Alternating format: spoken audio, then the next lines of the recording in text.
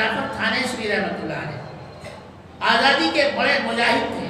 وہ لکھتے ہیں کہ جب ہمیں کالا پانی بھیجنے کا وقت آیا، ان کے ساتھ اور بھی بہت سارے لوگ تھے، علماء تھے، تو ان سارے علماء کے گھر والوں کو بلایا، بیوی کو بلایا، بچوں کو بلایا، ماں کو بلایا، باپ کو بلایا، بھائیوں کو بلایا، اور ان کے ہاتھ پیچھے کر کے جو ہے باندھ دیے گئے، بیڑیاں باندھ دی گئی، ہتھکڑیاں پہنا دی گئی، اور پاؤں میں زنجیروں سے پاؤں باندھ دیے گئے.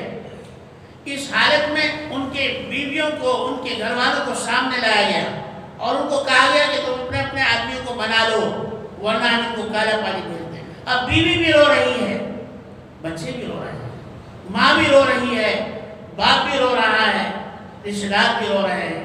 کیا وقت ہوگا. مولانا جلال الدین مولانا جعفر تھانیسری لکھتے ہیں کہ میرا ایک چھوٹا بچہ تھا، وہ مجھ سے آ کر لپٹ گیا اور کہا کہ ابا جی جو یہ کہہ رہے ہیں اس کی بات مان لو نا، آپ کی ہتھکڑیاں کھل جائیں گی، آپ کی بیڑیاں زنجیریں کھل جائیں گی، آپ ہمارے ساتھ گھر چلیں گے. بچہ رو رہا ہے. جی مولانا جلال الدین مولانا جعفر تھانیسری لکھتے ہیں کہ وہ وقت میرے لیے بڑی کٹھن، بڑی آزمائش کا وقت تھا. ایک طرف بیوی رو رہی ہے، ماں رو رہی ہے، بچہ لپٹ کر رو رہا ہے.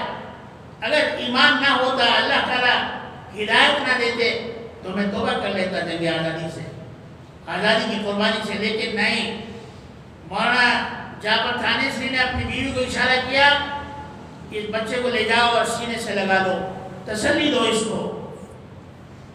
اب وہ بچے کو لے گئی، ماں نے بچے کو بہلایا پھسلایا، بیٹے چپ ہو جاؤ، صبر کرو، تمہارے والد اگر چھوڑ کر آ گئے اس دنیا میں تو بہت اچھا ہے، اور اگر نہیں آئے تو انشاءاللہ حوض کوثر پر ملاقات ہو.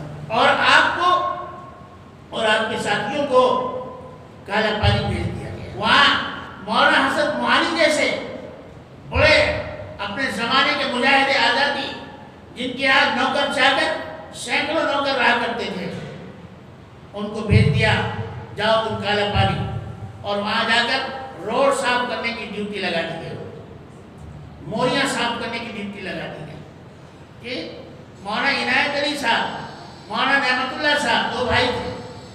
ان کے پورے حویلی کو جو ہے عید کے دن، عین عید کی نماز سے پہلے بلڈوزر لا کر پورے بلڈنگ کو ختم کر دیا گیا. ایک سوئی اٹھانے کی اجازت نہیں دی گئی وہاں سے. یہ جو بڑے بڑے رجواڑے تھے، نواب تھے، جو اپنے وقت کے جو ہے مالدار ترین لوگ تھے مسلمان، ان لوگوں کو ایسا ان کو بے سہارا بنا دیا گیا اور ایسا ان کو پریشان کر دیا گیا کہ وہ ایک ایک روٹی سے محتاج ہو گئے، ایک ایک روٹی سے. آج ہم بہت آزادی سے کے ساتھ کہ بھائی ہم 26 جنوری منا رہے ہیں. حقیقت بات یہ ہے میرے بھائیوں، ملک آزاد ضرور ہوا ہے لیکن مسلمان آزاد نہیں ہوا ہے.